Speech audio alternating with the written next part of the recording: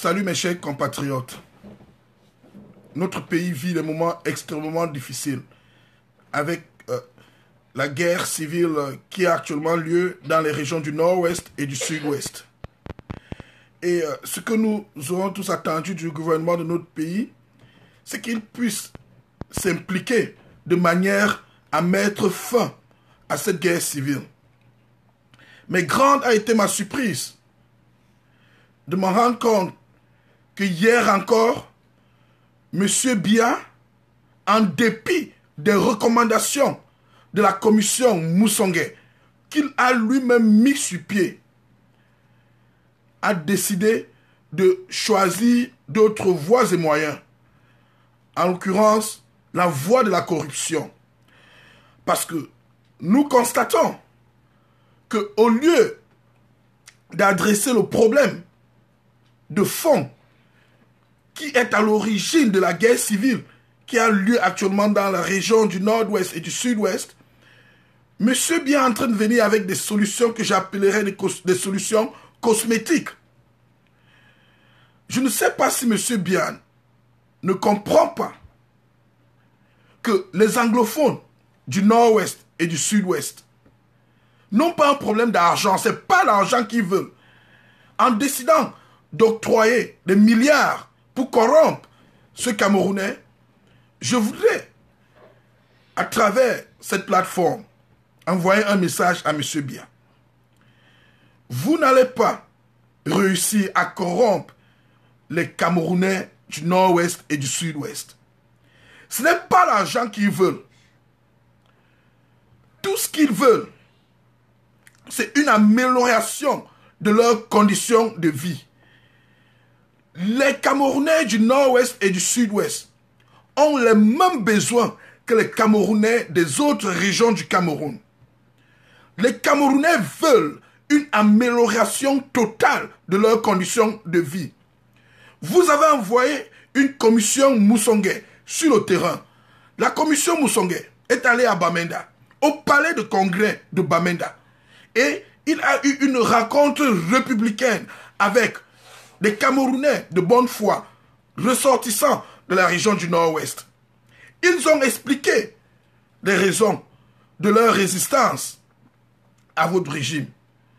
Alors, la sagesse aurait voulu, je dis très bien, et que tous les Camerounais qui me suivent, parce que je suis en train de prendre le peuple camerounais à témoin, la sagesse aurait voulu que M. Biya s'attelle sur le rapport de sa propre commission qu'il a envoyé. Alors, beaucoup seront en train de parler, et très ignoramment, des sécessionnistes et des extrémistes, mais j'ai cette question que je pose à l'attention de l'ensemble national. Ceux-là que M. Moussongué a rencontrés au palais de congrès de Bamenda, sont-ils des sécessionnistes? Sont-ils des terroristes? Sont-ils des extrémistes? Je répète ma question. Ceux-là, les anglophones, que M. Moussongué a rencontrés à Bamenda, au palais de congrès de Bamenda, sont-ils des sécessionnistes? Sont-ils des terroristes? Alors, pourquoi ne pas prendre en considération les recommandations de Moussongué après sa rencontre avec ce Camerounais-là? M. Biya croit toujours que nous vivons à l'âge de la corruption généralisée où l'argent peut résoudre tous les problèmes des hommes. Non. L'argent, en ce moment, ne peut pas résoudre. Vous avez toujours réussi à corrompre les opposants. Vous avez toujours réussi à corrompre la classe politique camerounaise. Mais ces méthodes ne vont pas réussir cette fois-ci. Monsieur Biya, l'argent que vous êtes en train de donner à cette commission, l'argent que vous êtes en train de vouloir vraiment dépendre, prenez cet argent, mettez-le dans le développement de notre pays. Et tout ce que nous voulons en ce moment, c'est que vous convoquiez un forum de dialogue inclusif. Donner les milliards aux anglophones ne va pas résoudre le problème camerounais. Ceux qui disaient encore que le problème des anglophones du nord-ouest et du sud-ouest est un problème des sécessionnistes et des terroristes, et j'en sais, et j'en passe, j'ai une question encore que je vous pose. Parce que nous devons utiliser notre intelligence en ce moment. Ceux-là que Moussongue a rencontrés, sont-ils des sécessionnistes? Sont-ils des terroristes? Si oui, donc cela voudrait dire que nous tous, moi y inclus, nous, tous les anglophones, tous les Camerounais, sommes des terroristes, sommes des sécessionnistes. Si vous n'arrivez pas à respecter vos propres engagements, vous avez pris l'engagement de mettre sur pied une commission de bilinguisme et vous avez décidé d'envoyer cette commission sur le terrain avec à la tête un membre de votre parti, en l'occurrence Mafani Moussongue, ancien premier ministre, ancien sénateur. Vous l'avez envoyé sur le terrain. Il est parti sur le terrain. Il a eu une conversation avec des Camerounais. Et alors, on vous ramène le rapport. Et vous décidez de ne rien prendre en considération de ce rapport. Plutôt, vous choisissez la voie de la corruption.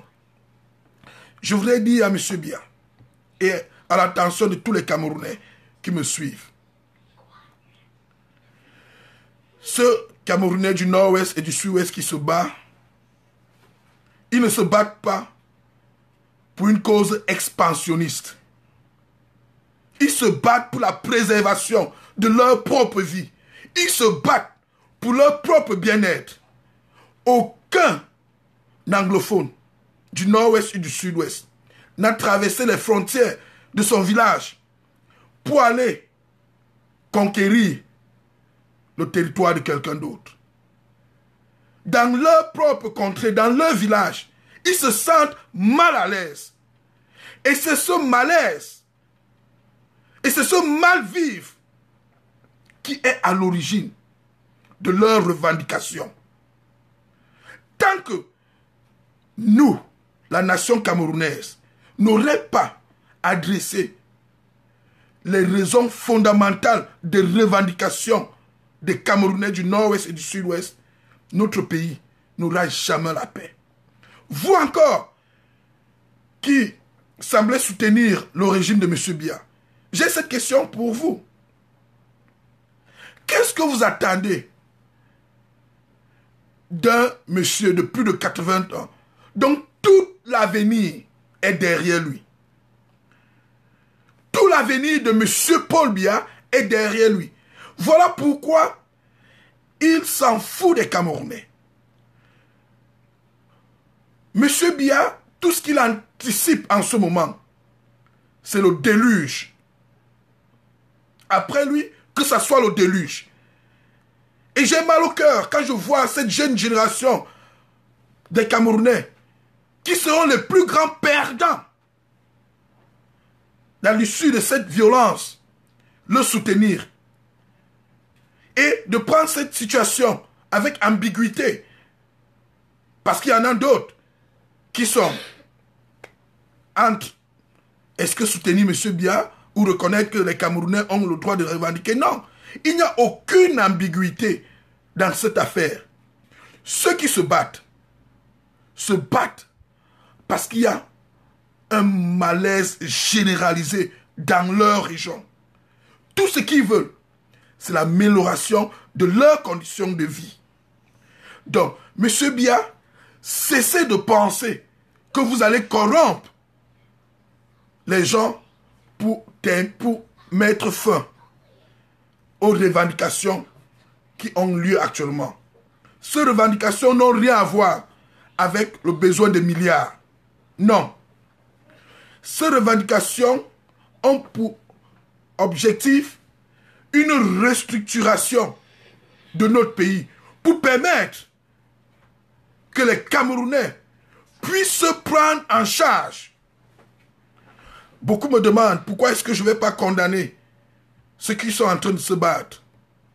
Non, c'est très difficile de condamner quelqu'un qui se bat pour des raisons légitimes. Au début de cette crise, ceux qui se battent aujourd'hui n'étaient pas armés. C'était avec les plantes de la paix qu'ils étaient sur les rues.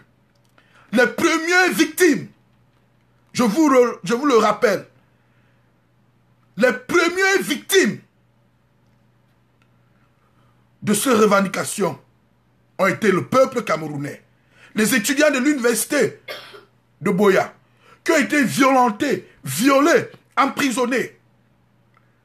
C'était les populations du nord-ouest et du sud-ouest qui, de manière pacifique, s'exprimaient, mais en retour, ont eu sur eux les tirs des balles réelles qui a causé la désolation dans des familles. Voilà l'origine de la violence. Et alors, s'il faut condamner quelqu'un, il faut condamner l'instigateur de la violence. La violence que nous avons aujourd'hui avec les jeunes qui sont armés n'est qu'une réponse. Ce n'est qu'une solution pour eux de se défendre. Je ne justifie pas la violence, mais j'explique de manière éclairée les raisons de la violence dans les zones anglophones. Que vous l'acceptez ou pas, mais je sais que dans vos consciences, vous savez très bien que si le gouvernement n'avait pas réprimandé de manière violente les revendications coopératistes, les revendications civiles et civiques des Camerounais dans la région du Nord-Ouest, on n'aurait jamais eu ces violences que nous avons actuellement. Et je me répète, je sais que vous qui me suivez, vous savez très bien dans votre conscience, quels que soient les commentaires que vous allez faire, mais vous savez, vous connaissez dans votre conscience, que si le gouvernement du Cameroun n'avait pas opposé aux Camerounais civiques et civils qui ont engagé des revendications pacifiques, si le gouvernement n'avait pas opposé à ces revendications pacifiques la violence armée qui a causé la désolation dans la famille des Camerounais, dans des familles des Camerounais du Nord-Ouest et du Sud-Ouest, nous ne serons pas où nous sommes aujourd'hui avec la violence dans notre pays. Vous le savez tous. Ça, c'est la vérité. Et le moment est venu où nous devons tous dire la vérité. Sans état d'âme, nous devons dire la vérité. Nous devons reconnaître d'où provient le problème dans les régions du Nord-Ouest et du Sud-Ouest.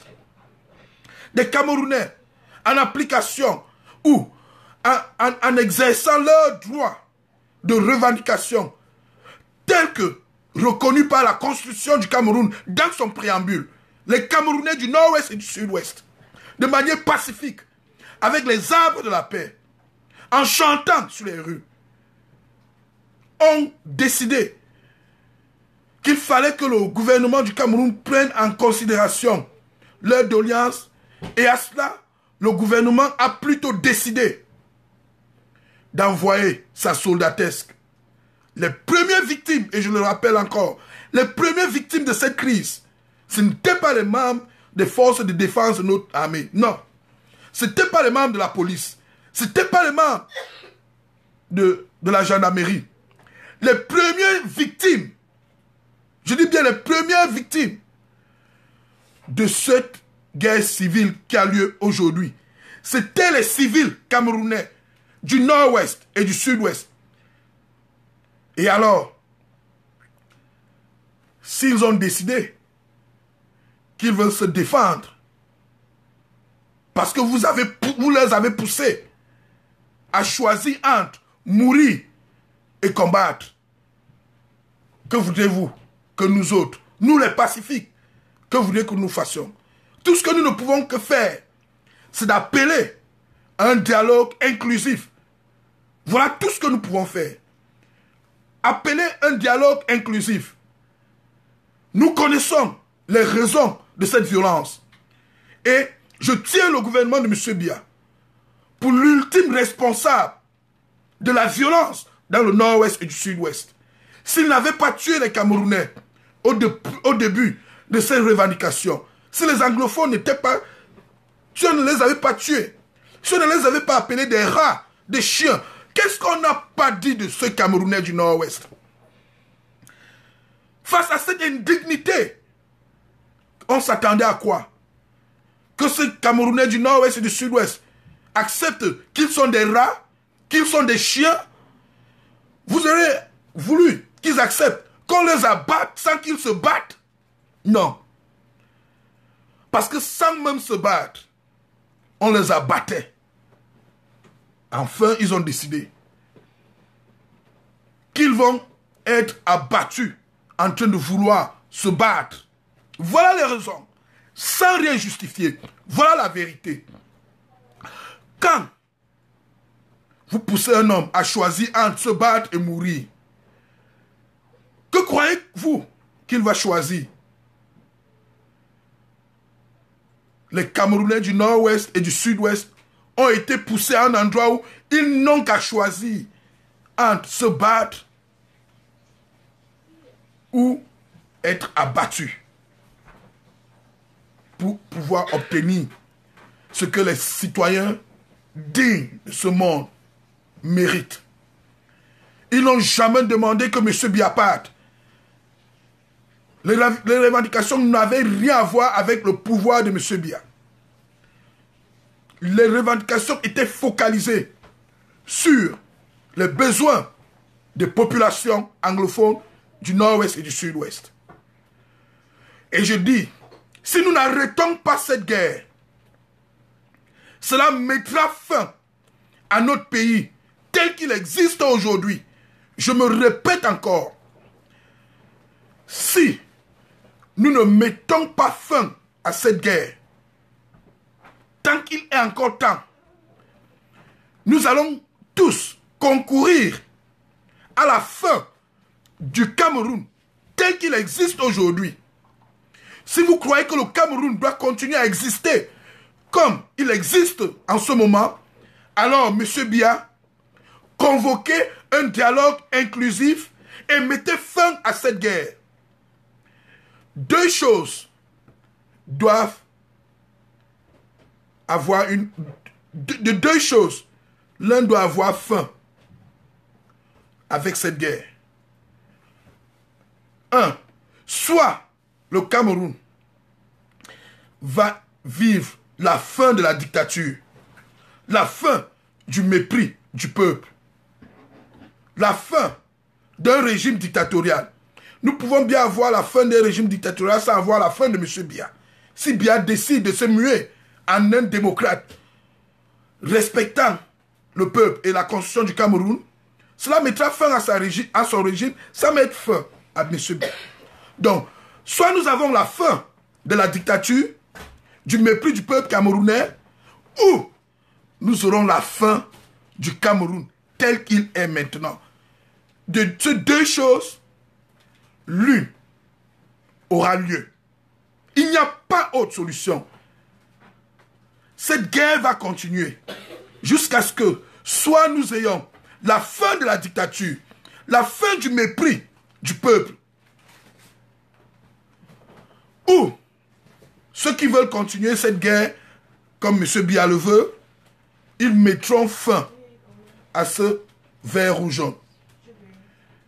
Ou le vert ou jaune représentera une autre chose que le Cameroun que j'ai connu, le Cameroun de mon enfance, le Cameroun de ce brassage culturel entre tous les peuples de notre triangle national. Monsieur Biya, réveillez-vous et reconnaissez une chose. Si vous ne décidez pas de mettre fin à cette guerre, dont vous aurez choisi de mettre fin à l'existence du Cameroun, parce que par vos propres actions, Vous êtes en train d'inviter l'intervention de la communauté internationale dans nos problèmes internes. Vous êtes en train de vouloir faire ce que le Cameroun soit déclaré comme un territoire qui est sur une crise humanitaire.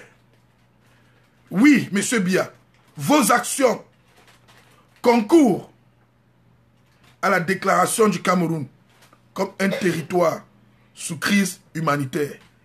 Vous avez réussi le grand exploit de faire de notre pays un pays pauvre très endetté. Oui, c'est un exploit à mettre à votre actif 36 ans au pouvoir. J'aurais cru que vous allez vous arrêter à ce niveau. Mais faire partie de notre pays, d'un pays pauvre, très endetté, en un pays sous une crise humanitaire, est quelque chose d'inacceptable. Nous pouvons encore arrêter cela. Nous connaissons tous les conséquences de la qualification du Cameroun dans la Ligue des pays pauvres très endettés. Avec cela, nous avons bradé notre économie, nous avons remis notre économie sous la gestion des pays étrangers.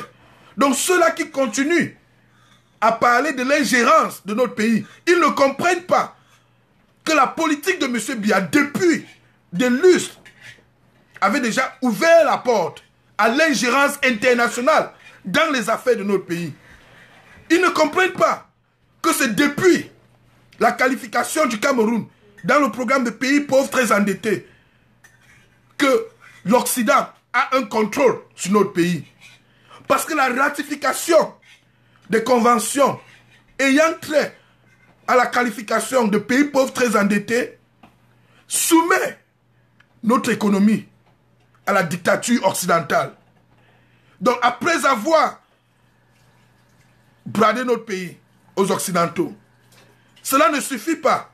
Il faut enfoncer en plus le Cameroun avec une autre qualification très sombre de pays sous une crise humanitaire. Parce qu'au nord-ouest et au sud-ouest, nous sommes sous le coup d'une crise humanitaire. Nous devons arrêter cette guerre. Voilà mon message que j'avais pour la nation camerounaise. Partagez ce message, véhiculez le message, conscientisez les Camerounais. Nous n'avons que de deux choses, nous allons choisir l'une. Soit nous mettons fin au Cameroun tel qu'il existe en ce moment, ou nous mettons fin à la dictature, au mépris des Camerounais. M. Biya est quelqu'un qui vraisemblablement a tout son avenir derrière lui. Et la plupart des membres de son régime semblent être de cette espèce de personnes qui ont tout leur avenir derrière eux. Vous, jeunes Camerounais, dont l'avenir est encore devant vous, embrassez l'espoir en vous soulevant de manière pacifique. Préservons notre pays, le Cameroun. Faisons tout ce que nous pouvons faire dans la mesure de notre moyen pour préserver notre Cameroun du vert au jaune tel qu'il est maintenant. Que le Seigneur vous bénisse dans la vérité et la lumière, éclairant les autres.